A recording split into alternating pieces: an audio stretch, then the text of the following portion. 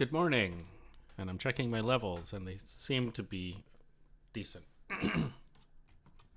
So, this morning I woke up and I fed the dogs and took them outside and everything, and came in the house and found that I had received a message from Nobby Clark, and he was quite angry with me. Um, and I was confused and tired at the beginning of the conversation. I was like, "Are you saying that I lied in one of my videos, or that I called you a liar, or?" But I think what had happened was other people, because of one of my videos, were saying that Nobby was a liar, and I think what it came down to was so I made. There were a few posts I made. So I made my first video about the whole Saturday night controversy, which I thought was really fascinating. Um, and then afterwards, I was like, "Gee, I kind of accused Arista of like releasing a bunch of 45s, and I haven't really done the research." So I went out and I'm like, I've got to find a way to find what this pressing is that has Nobby's lead vocals on it in the U.S. And I failed to find anything by going through pressings that were being played on YouTube. That was the quickest way for me to hear as many different copies as possible. I heard a few on there, and none of them turned up anything, right? Um, which is fine. But a few things from Nobby's perspective was that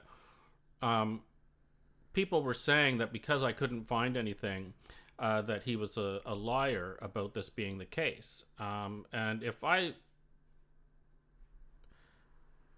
led people to believe that, then that's on me. So I haven't rewatched my video to see what I said.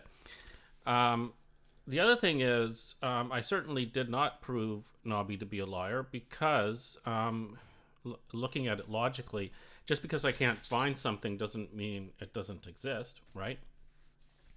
And while I was upset at the beginning of the whole controversy about Saturday night, when I started to make those videos, really where my mind was at was that I didn't think Nobby was a liar at all. My thing, if I had any disagreement, was that, you know, legally, I don't know what the right course of action is, and if it's worthwhile, right?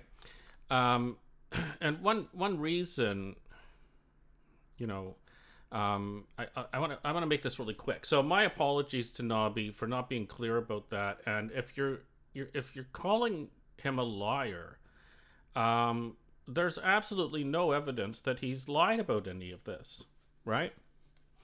And more gets into like the whole legal realm, but and I want to talk about why the legal thing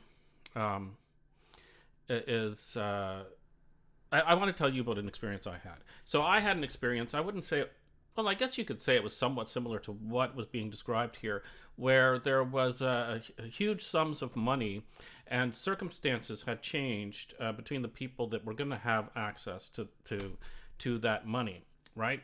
And so I started doing investigation into what this was going to cost in order, because the law wasn't as straightforward as you would like it to be.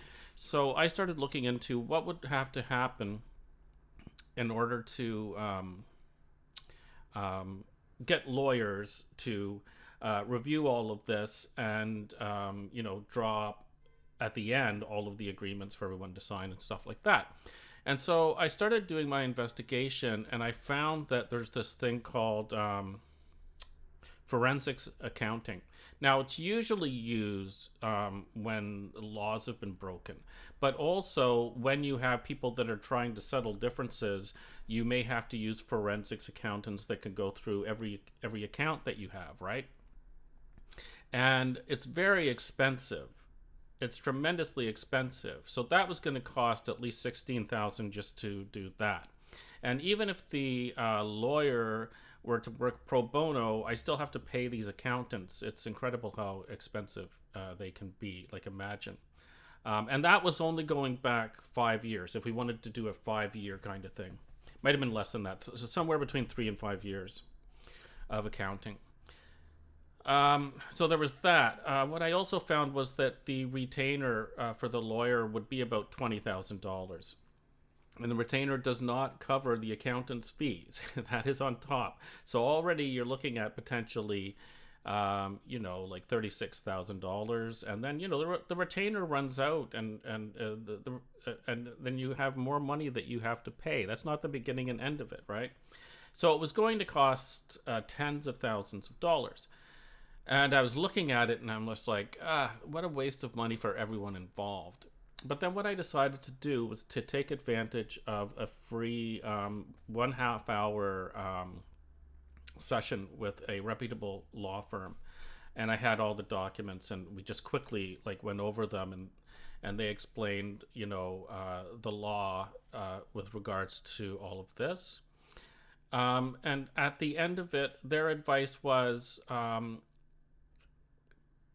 we're not talking about enough money that it's worth going through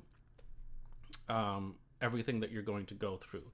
You're going to potentially lose somewhere between $40,000 to $70,000 with forensics accounting, and then lawyers, and then negotiations, and then drawing up contracts and getting them signed, and all this other stuff. Plus, other parties will have to have their own representation, and their advice was, it's just going to be it's not going to be cost effective, and there's absolutely nothing wrong with signing something outside of that and just coming to an agreement. But that they also gave a rough idea of what percentage should go here, there, and other places based on all the timelines. And so generally, we made an agreement on our own, signed it, and took care of it, and saved a lot of money. But my point is this. That was my disagreement was, well, this is a very expensive endeavor to get into. There are lawyers, that's one part, but then there's accountants and stuff like that.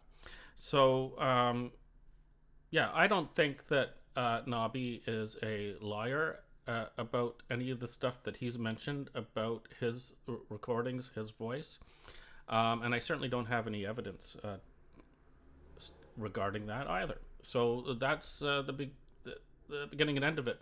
And I'm actually not really, I asked people, when you find the pressing of this, or any pressing that's like this, similar things, let people know, right? Because I love things like Discogs and vinyl, and so I find it all very interesting. So yes, if you're using my video to call someone a liar, please don't. It doesn't prove that at all, and I think that's not the way to go. But anyway, that's it for this one. So I hope that clears things up, and I'm not going to post this. See, this is unfair, but I'm not going to post this in Bay City Rollers Army because they want no more of the feuding and discussions about stuff that's not really about the band and their music. So it's kind of unfair because my earlier videos were in there where I discussed this stuff, and this one won't be, but it'll be on my channel, and people can see it, and Nobby can definitely use it to say, look, you guys are calling me a liar about this because of Blaine, and Blaine is certainly not trying to say that Nobby is a liar. I just don't know what the percentages are and all that, and it's all kind of interesting. Financially, when I talk about how I would have to spend so much money on accountants and stuff like that, this is the thing, because lawyers can't do that work, well, here they don't anyway. They get forensic accountants to do it. It could be different in other places in the world. Maybe lawyers go through accounts. I don't know. That was the main difference. So I'm going to listen back to this. I might add something in if I lost my tangent. But that's it for that.